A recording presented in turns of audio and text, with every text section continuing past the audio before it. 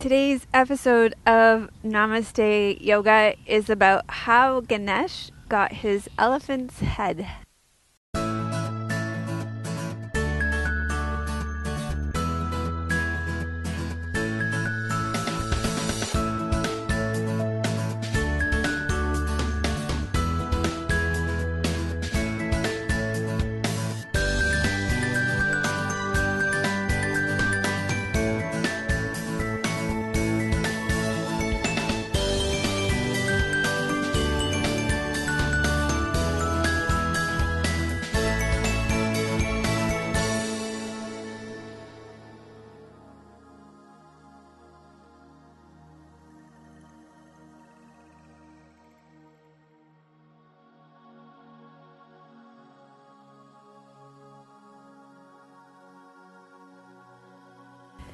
Hello and welcome to episode 123 of Namaste Yoga.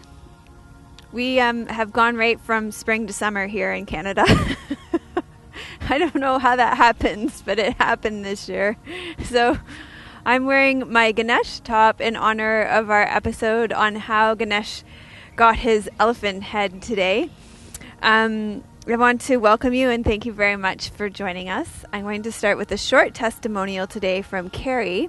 She says, as a new yoga teacher in the midst of getting certified, I have gained so much from your interviews in your classes. I love your approach to teaching. So thank you, Carrie. We're filming in one of my favorite places to go today. We're filming in a bird sanctuary really close to my home. I like nature from the past, so I'm a little bit out of my comfort zone today because I'm a little bit off the path today. So I'm a little right in the middle of it here, so that's okay. I want to thank Squeeze for our awesome clothing. I'm wearing my Ganesh top today. She has some awesome new leggings, which I'm not wearing today, but you can check those out at www.squeeze.ca. And thank you for your donations, which help to make these podcasts possible. They help us produce them. They help us distribute them. And you can make your donations at www.melissawest.com. Another way that you can really help to support us and also get even more content for yourself is through our membership site. And one of the things that people are having a little trouble with the membership site is you have to come to our website first at melissawest.com to sign up for the membership site. So if you come to melissawest.com, the membership site is a paid-for experience. It's $6.95 a month right now or $69.95 for the year. Come to melissawest.com. There are links there for the membership site, and we'll get you signed up that way. We'll send you your login and your password, and then you can get onto the membership site at drwest.ca. But you can't get onto it from drwest.ca right now. So if you're trying that way, you got to go over to melissawest.com. So just to clarify that. And I also, just to make sure that you like us on Facebook, I post lots of yoga classes over there, and you can find us there at Your Namaste Yoga. Okay, so today's teachings are going to be a little bit longer. I'm going to go a little bit longer on the teachings today, just to let you know that. So whatever way you're going to be most comfortable receiving the teachings today, whether that's going to be lying back in Savasana or sitting on a chair or sitting to receive the teachings, you choose how you're going to be most comfortable receiving the teachings, a little bit longer teachings today, and go ahead and make yourself comfortable for that. So this is about how Ganesh got his head. One day, the Lord of Destruction, Shiva, went off meditating in the mountain as he often would and left his wife Parvati alone. Parvati decided that she wanted to have a bath, but she was nervous about being alone in the house. So she decided to remove the sandal paste from her body to make herself a sun. You have to realize that these stories are always very fantastical. Once she created herself a son, she stood him at the door and instructed him not to let anybody enter her house until she was finished her bath. Shiva returned from his meditating and was quite alarmed to see this young man standing in front of his house. As we all know, Shiva is prone to a temper, and he cut this young man's head off when he was not allowed to enter his house. Parvati was devastated to find her son decapitated when she emerged from her bath. Immediately, Lord Shiva regretted his short temper. In order to make it up to Parvati, he had his servant Ganesh search out the first head he could find for the boy. The servant returned with an elephant head, which Shiva placed on the boy, bringing him back to life. And he was called Ganesh, or Ganapati, in honor of the servant who found him his head. So Ganesh's head is full of meaning and symbolism. For me, the story of his decapitation can't help to be symbolic of the death of the ego self. To replace a human head with an elephant head is surely a symbolic gesture to turn to the higher self, or the soul, instead of our head or our logical mind. Ganesha's big elephant head is said to encourage us to think big. His large elephant ears and small mouth tell us to listen more and talk less. His small eyes are symbolic of concentration, and his one tusk was removed to write the Mahabharata, of which the Bhagavad Gita is part, and reminds us to retain the good and throw away the bad. The elephant is noted for its acute intelligence, and Ganesha's head symbolizes sharpness of intellect and the highest power of discrimination. Ganesh is known for the purity of his intellect. The significance of Ganesha's form, Ganesha's head symbolizes the Atman, or the higher self, or the soul, which is the ultimate supreme reality of human existence, and his human body signifies Maya, illusion, or the earthly existence of human beings. The elephant head denotes wisdom, and its trunk represents Om, the sound symbolic of cosmic reality. In his upper right hand, Ganesh holds a goad which helps him to propel mankind forward on the eternal path and remove obstacles from the way. The noose in Ganesha's left hand is a gentle implement to capture all difficulties. The broken tusk that Ganesha holds, like a pen in his lower right hand, is a symbol of sacrifice which he broke for writing the Mahabharata. The rosary in his other hand suggests that the pursuit of knowledge should be continuous. The sweet that he holds in his trunk indicates that one must discover the sweetness of the Atman, and his fan-like ears convey that he hears all ears to our petitions.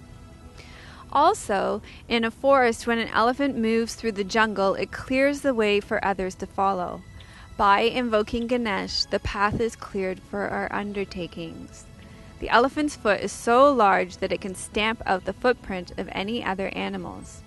So all other obstacles in the way will be removed when Ganesh is afforded a place of honor. The journey of life is made smoother and happier when afforded the grace of Ganesh. So let's look a little deeper at Ganesha's story of how he got his head and how it relates to our lives as North Americans, neurotic kind of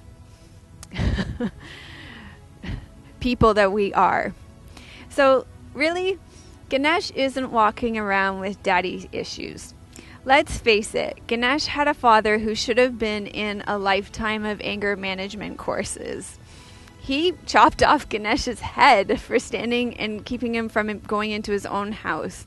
And Ganesh himself, he deserved a lifetime of therapy to work through the bitterness and resentment of being decapitated by his own father, and then having his human head replaced with an elephant head. Really, how humiliating. Ganesh had some serious childhood wounding to deal with. But no, he let that decapitation go. He forgave his father, and he got on with it like the God that he is, the supreme being that he is, the Atman that he is. And he got on with removing obstacles for other people. He let it go. He used his tusk for the writing of the Mahabharata. He recognized the sweetness of his soul, the sweetness of life, and the sweetness of his true nature. That is what Ganesh did, and that is what we can do in our lives. He didn't say what Shiva did was all right, but he forgave him, and he got on with his life, and we can get on with our lives too. So in our practice today, we are going to practice letting go with twists and hip openers. So we are going to start by stretching out and doing a reclined twist.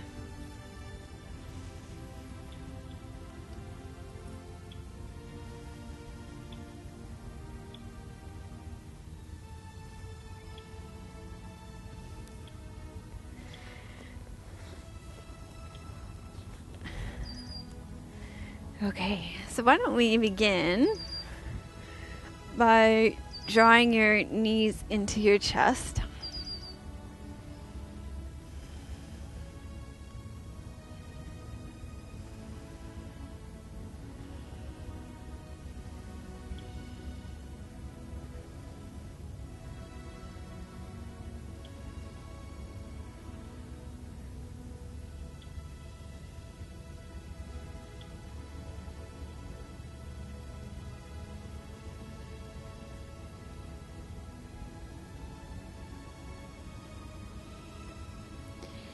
And then you're going to take your arms out to the side. And I'm going to just remember that this is the place where the deer sleep. And so they're not going to poop where they sleep, right? And take your legs over to the right side of your body and look over your left shoulder for a reclined twist. Twists are great for letting go and releasing tension from your body.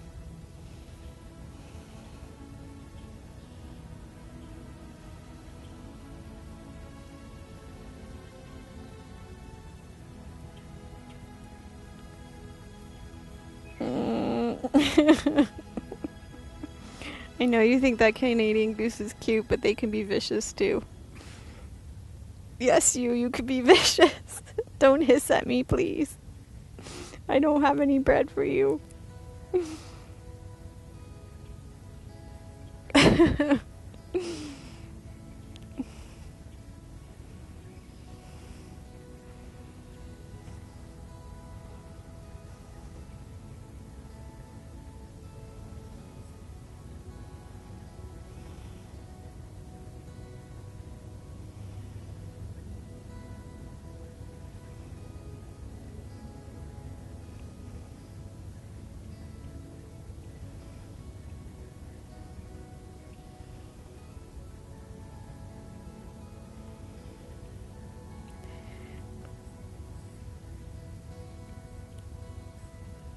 Okay, and then straighten your legs out. If he bites my toes, we're out of here.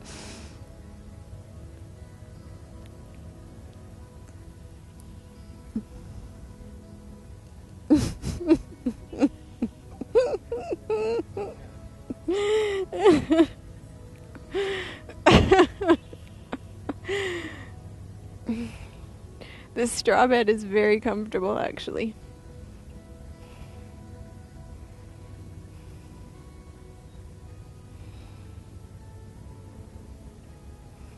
I think I forgot to mention out loud that we straightened our legs.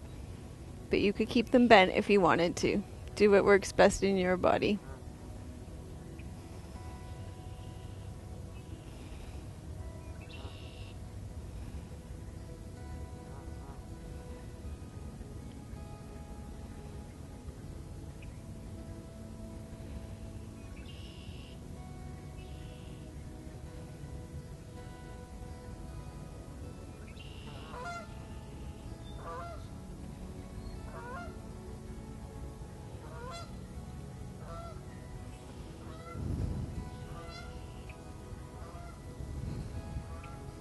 Okay, and then you can bend your legs and then come back to the center.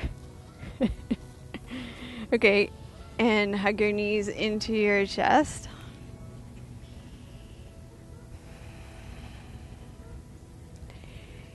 And come to your other side and lower your knees over to the other side, left side, and look your head over your right shoulder.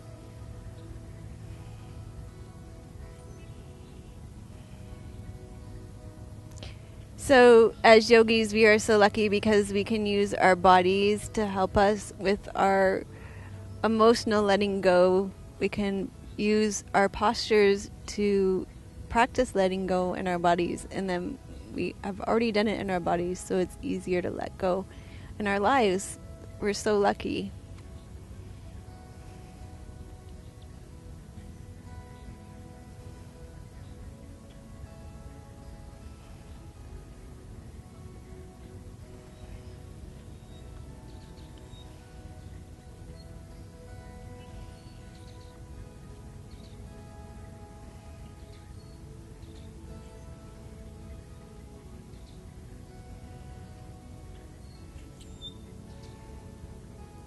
Okay, and then you can go ahead and straighten your legs out. I'm just going to look before I place.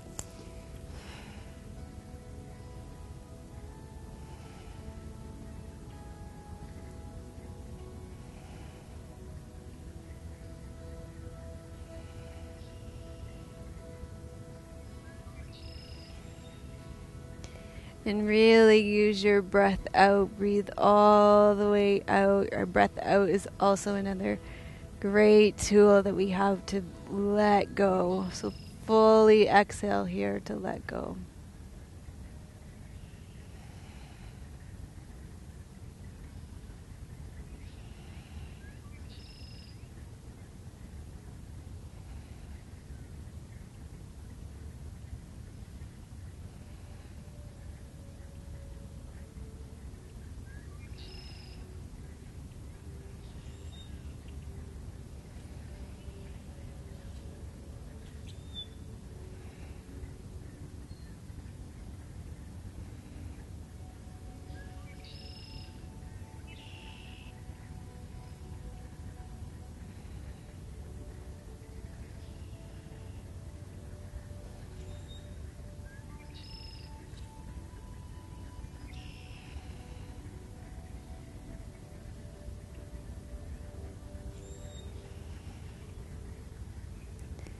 Okay, and then bend your knees and come back to the center and hug your knees into the center. Something symmetrical in the center here. And take a deep breath in through your nose and then let it fall out of your mouth.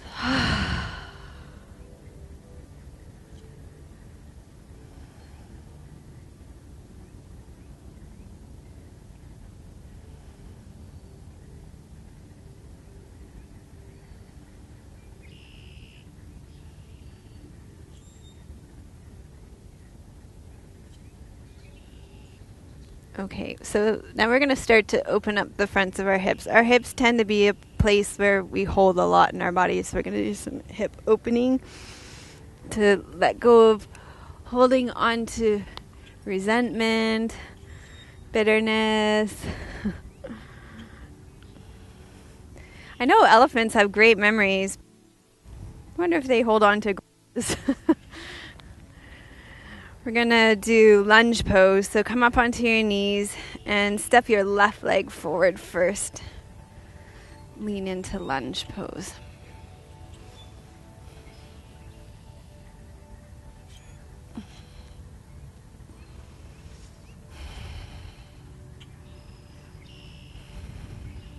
So open up the front of your right hip.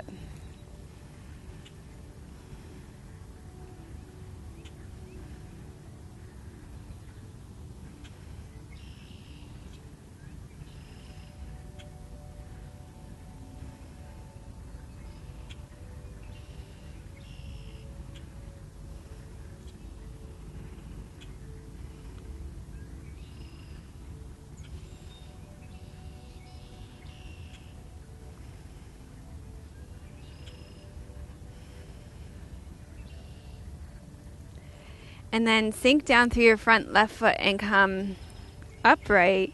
And we're going to do a twist combined with your lunge pose. Take your right elbow to the outside of your...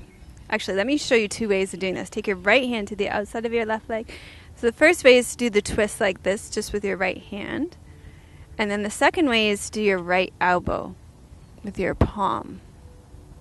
Okay, so choose the way that works in your body, best for you right now. I'm going to stay upright. My balance isn't very good today. So you choose the way that works best in your body right now.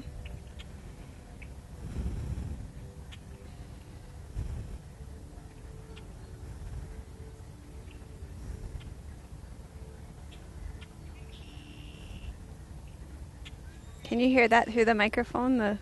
I don't know what it is. The ducks or the geese? I don't know. You're hearing that through the mic too? No.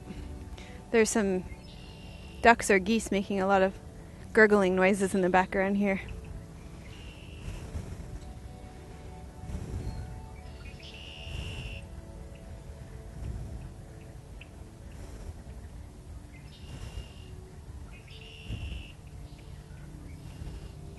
Okay, and then come back to the center, and we'll switch this up so that we'll do the lunge on the other side.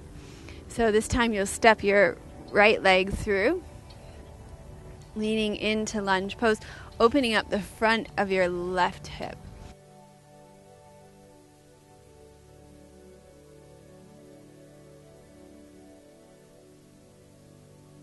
Practicing yoga is that we holding on to it.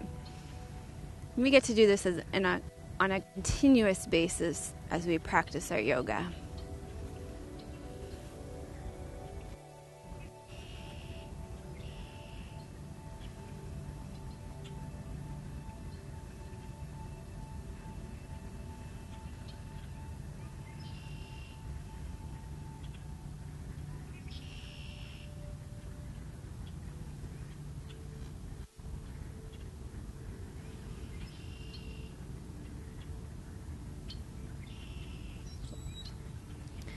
Okay, and then sink down into your front right foot, come upright. And I'm going to show you those two options again for the lunging twist. One is to take your left hand to the outside of your right leg for the upright twist.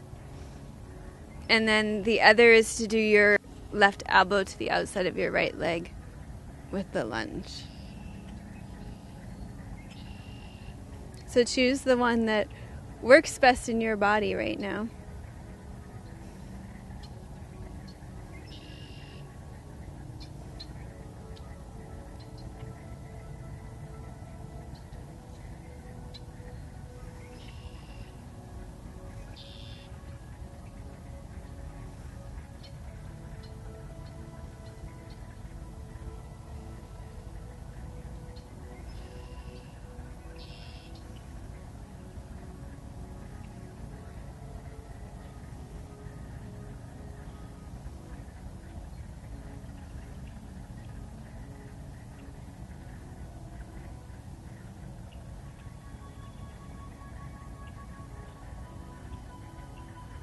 And then come back to the center, and you can do a down dog. I'll show you a down dog, and then I'm going to have a water break while you do a down dog. So come into a downward facing dog, and you can hold that downward facing dog while I have a water break, or you could have a water break too.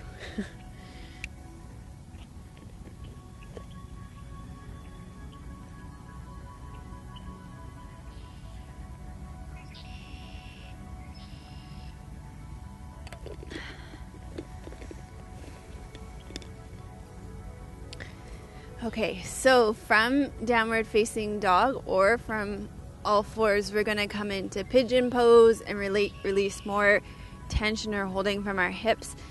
So you can either from down dog take that leg that's coming from behind and bring it forward to your right wrist, your right leg to your right wrist. Bring your right heel over to your right hip bone. Take your left leg long behind and lift your heart, and then you can fold forward. So you can choose to come all the way forward, or you can come part way forward. So choose what works best in your body. You want to square off your hips as much as you can in your body.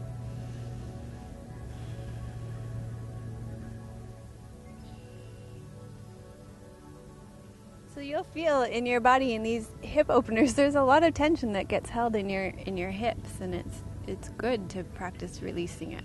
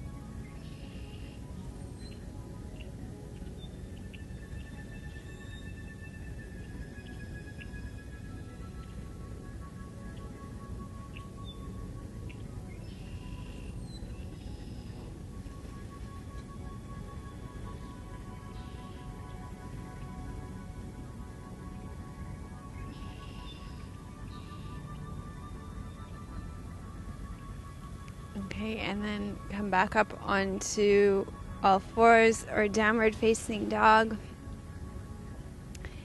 And then take your left leg behind and bring your left knee forward to your left wrist. Bring your left heel over to your right hip bone. Reach your right leg long behind. And fold your body forward. You can either come part way down or all the way down. Okay, pay attention to your left knee here too. If your knee bothers you, the trick for this is to bring it in more. You can even bring your leg right underneath you, okay? This is the trick for your knee. So pay attention to that, okay? And you don't want to feel this in your knee joint. You do want to feel it in your buttocks.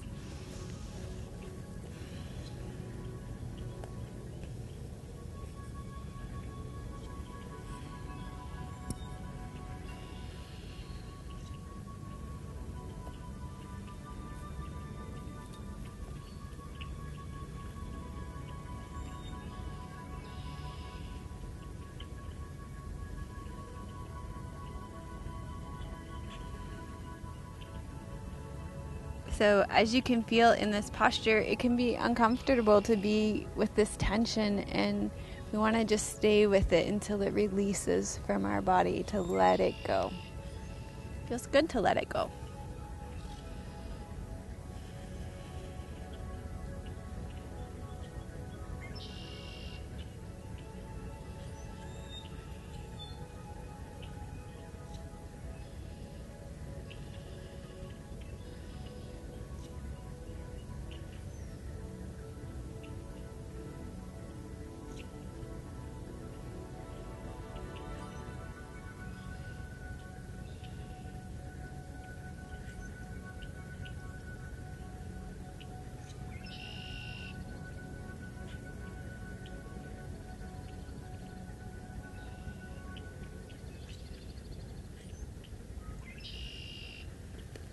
Okay, and then come back up onto all fours.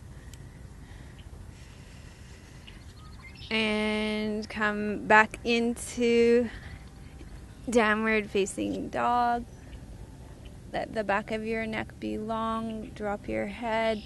And then you can come forward and come up to standing.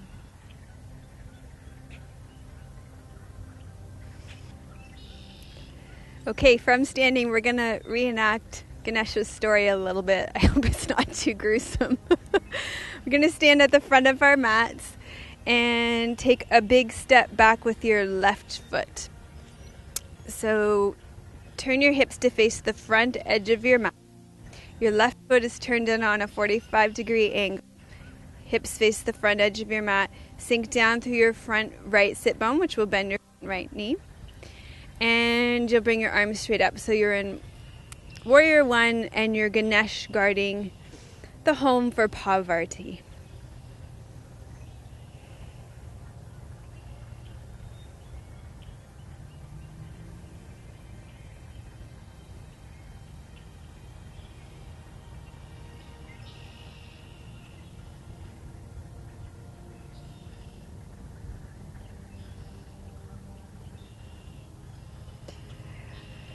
Okay, and then along comes Shiva with his infamous temper and his anger, and he sees this handsome young fellow standing at the front of his door, and he has no idea who it is, and so he jumps to conclusions.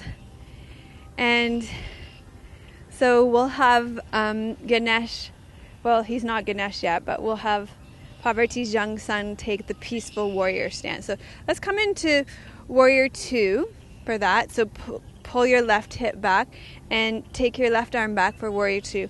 And then just take your left arm down your back left leg and take your right arm up for peaceful warrior. And you guys can look up through your right fingertips. I'm not going to because the sun's right in my eyes there.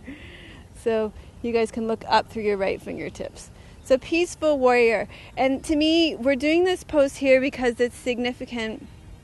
You still got that warrior stance, you're standing in your warrior posture, and it's significant because the ego here has been slain. Ganesh has been decapitated. The ego, the head, has significantly been taken away, but the true self remains eternal through all our lifetimes. And that's the truth of this story.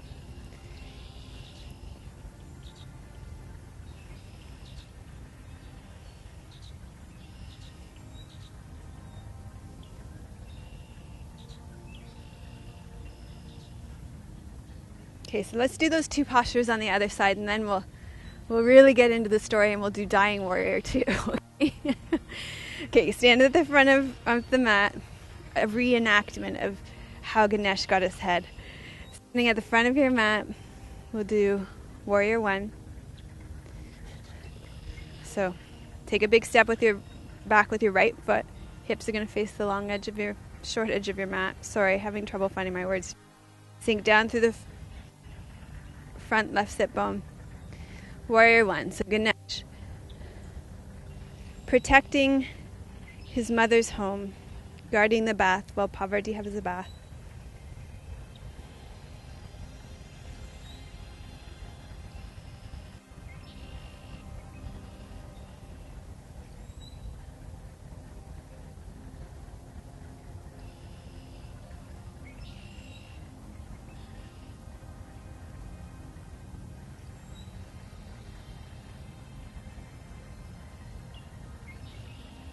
Then you're going to pull your right arm back and your right hip back.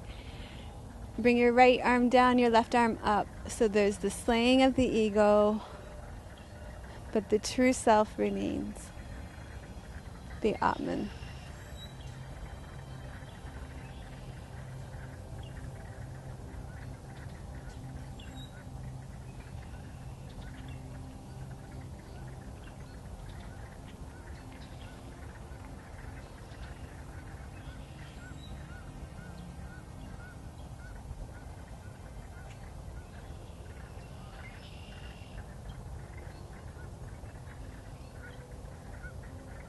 Okay, great. And then you can release these postures from your body, shake it out. And then we're going to practice the Dying Warrior pose. So this is the part where Parvati's son lies slain on the ground, and where Shiva sends the servant out to find a head to bring his son back to life. So if you come down onto all fours, and we'll do Dying Warrior pose. So you're going to start on all fours and walk your knees off the side of your mat to the left. Lower your right hip down onto the mat. You're going to lower your chest down onto the mat. Turn your head to the left side. Take your arms out to the side. Oh, aren't I brave doing all this in the swamp here? Take your legs out to the side, and then you're going to leave your right leg there. Take your left leg straight down. Leave your right leg there.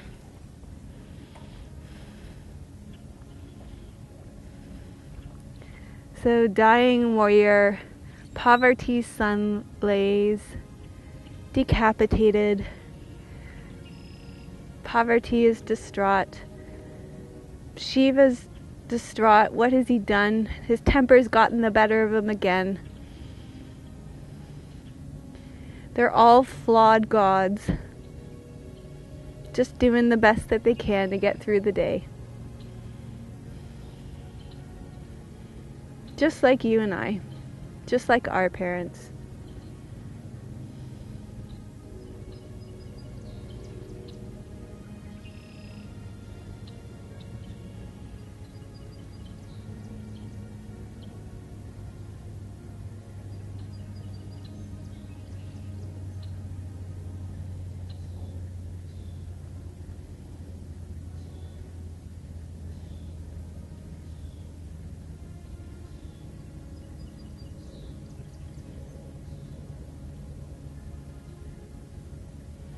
Okay, and then gather up. Ganesh, your Ganesh. So come onto all fours.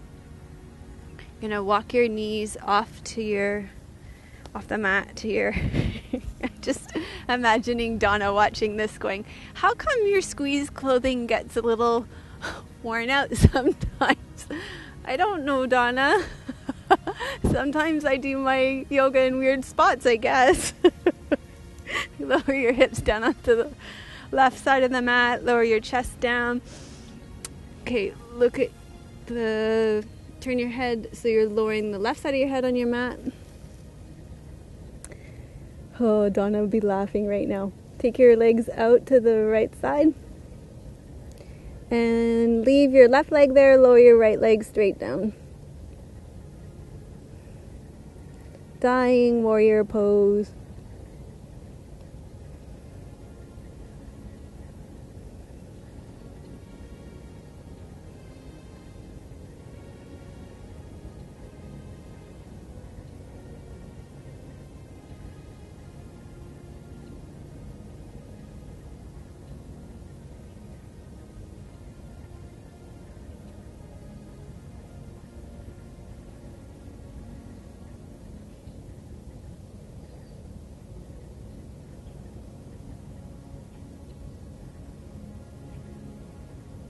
And so these wounds are so important in our lives because they teach us, they are our lessons, and they help us come back stronger every time.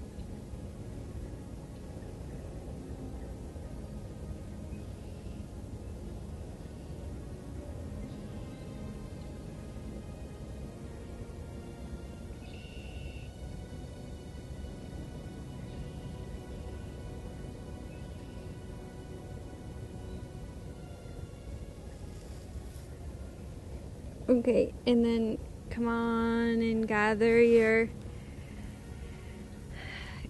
true selves up that never die. And so Ganesh gets his elephant head and he never dies, and he recognizes the sweetness of his true self, his soul, and life goes on, and he uses his tusk to write the Mahabharata, and he recognizes the sweetness of life, and life is good.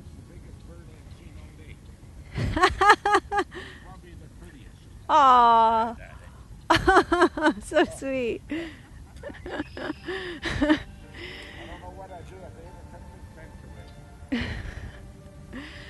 Aww. Okay. Let's do some twists. We're going to... I'm trying to figure out how I'm going to sit. You're going to sit with your legs straight out in front of you. Do some twists to release some more tension. I've got dirt on my knees. Bend your right leg in. No, let's do your left so you can see better first. Bend your left leg in. Lift up tall through your spine. Wrap your right arm around your left leg. Turn towards it. Take your left hand to the base of your spine. Lift up tall. Look over your left shoulder. So some twists to release the tension, because, you know, it had to be tough getting over being decapitated by your father and learning to live with an elephant head at first. Seriously. That can't have been easy.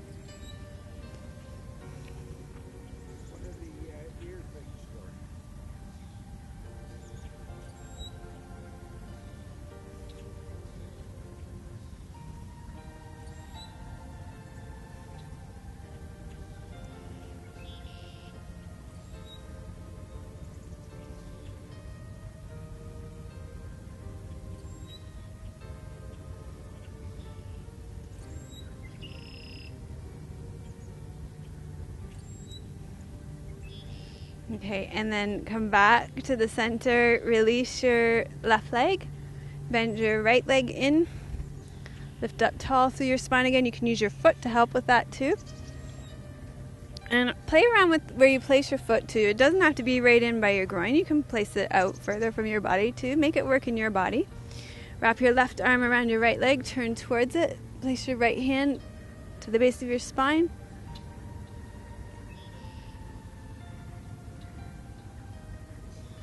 Twist to the other side. Let go.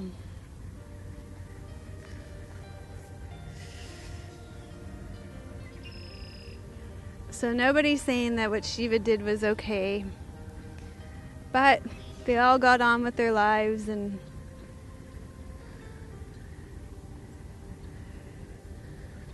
went on being the flawed gods that they were.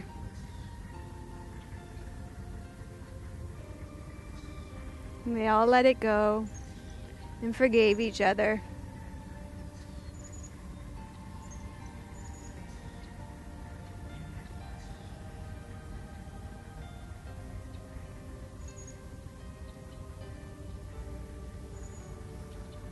I think Ganesh got over it by doing emotional eating. Ganesh loves his sweets.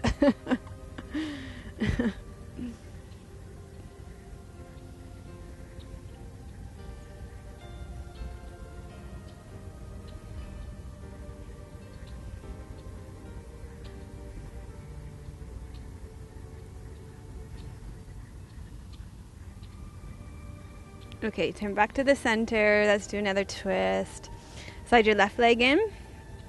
This time you're going to cross your left leg over your right leg. And you're going to bring your right foot up to your left buttocks. I'm going to move up. There we go.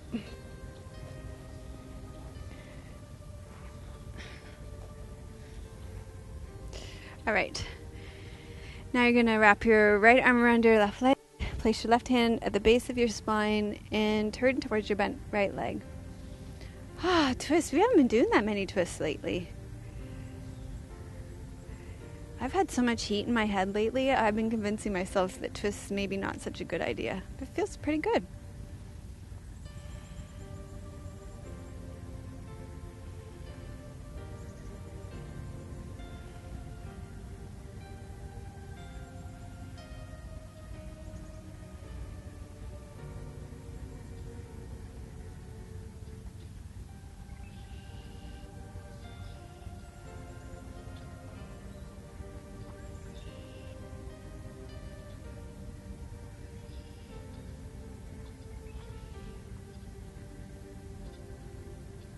I'm thinking maybe that clucking noise is actually frogs.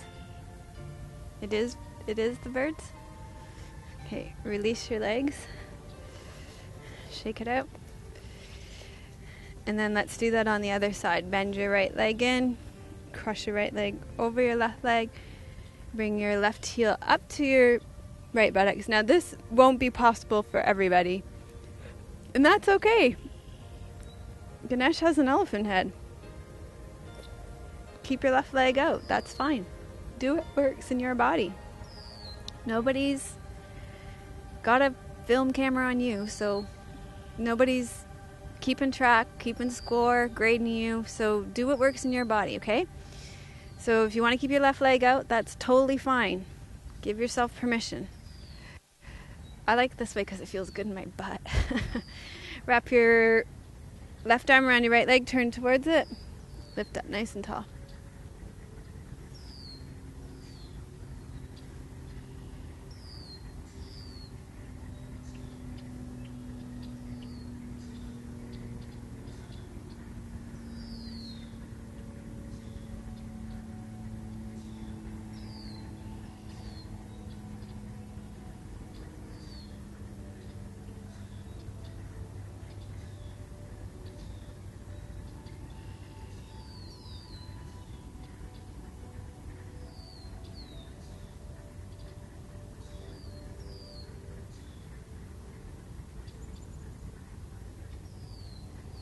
Okay, come back to the center.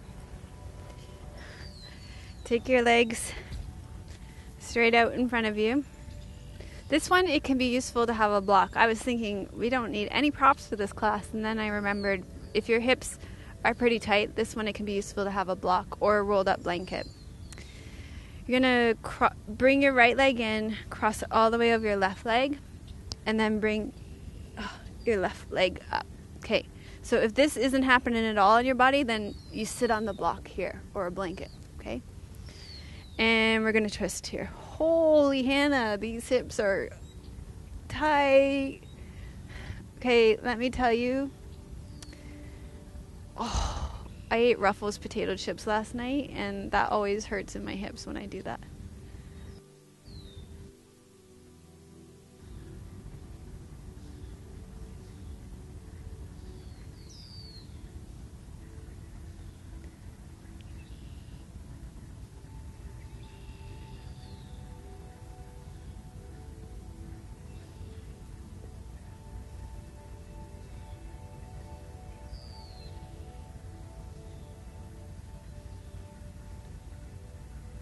Okay, and twist to the other side.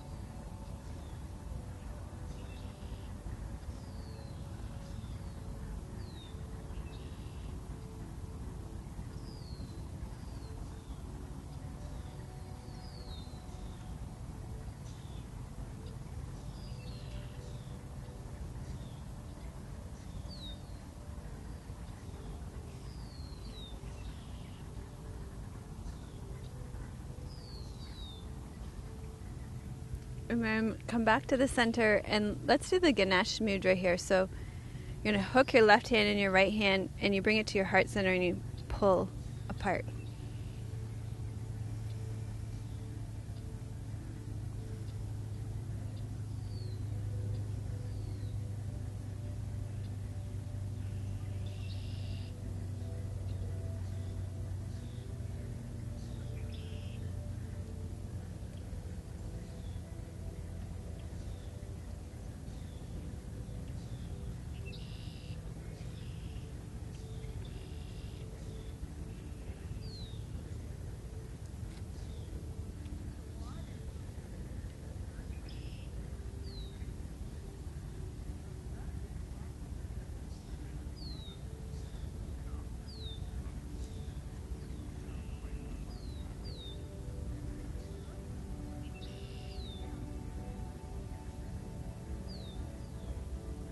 Okay, and then release your legs.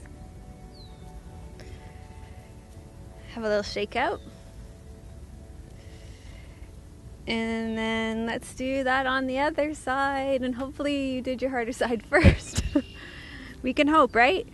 Bring your left leg over your right leg, and then bring your right leg into your left leg. Sorry, I didn't mirror you at all. Sorry. Oh, I got lucky. Did you get lucky? And just let yourself settle in, and then we'll twist. Doesn't matter which way, because we're going to do both sides. Twisting the tension out through the twist in our spine, getting rid of the tension in our hips.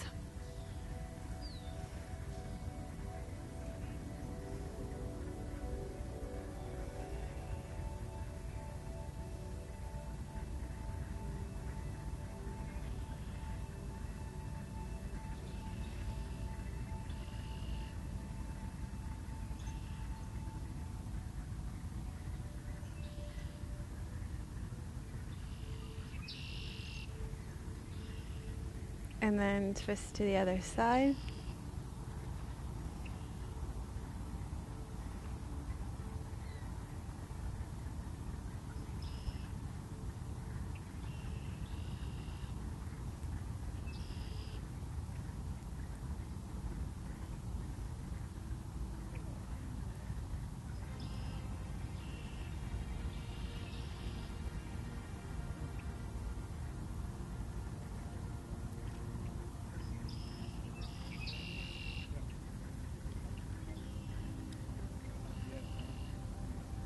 And then come back to the center, and let's do the Ganesha Mudra here too. Hook your hands.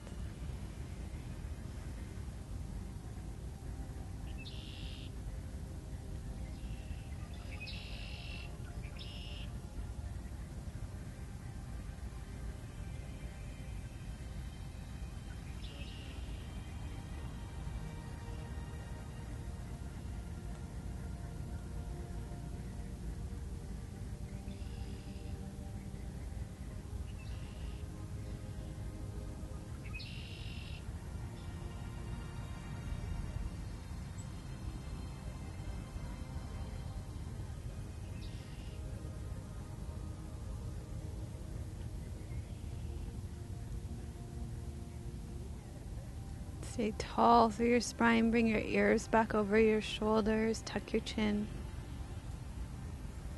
Lift your heart. Draw your navel back to your spine.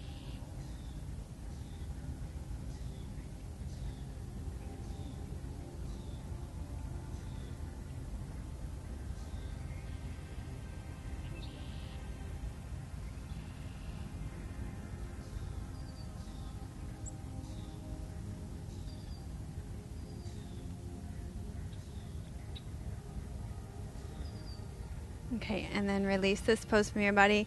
Take your legs out. Ooh.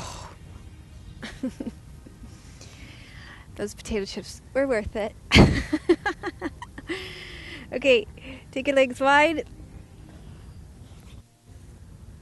And you don't have to be splits wide, and you might want to lift yourself up on a folded blanket here. I'm going to do Upavista Konasana. Does that mean 3 minutes? Well, I thought you just said I had 10. I thought you said 10. Okay, we're going to can Upavista Konasana. You're going to lie down for Shavasana so I can read you a beautiful poem by Falls.